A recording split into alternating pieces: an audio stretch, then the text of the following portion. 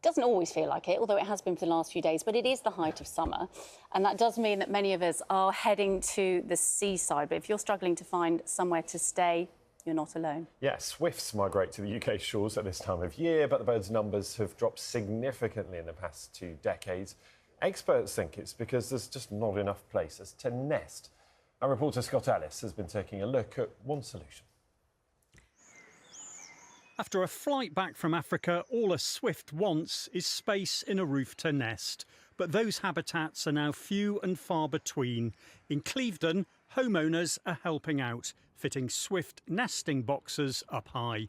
Grace has 4, hoping it'll boost dwindling swift numbers. I used to know half a dozen different places where on the 1st of May I could look up and suddenly see 20 or so. And this year, only 3. Carol's got 4 boxes too and is looking forward to her new neighbours moving in. I did go on the internet beforehand, and the internet always tells the truth, of course, and they tell me no, they won't get into your loft, and no, they won't make a mess. So, fingers crossed.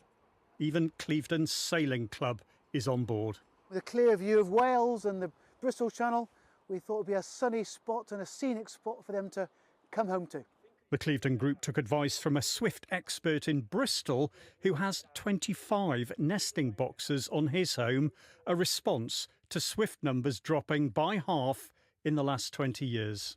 Swifts like to nest in little nooks and crannies up under our eaves, and when a new roof or the soffits are done, these little holes are blocked up and the swifts can't get back in.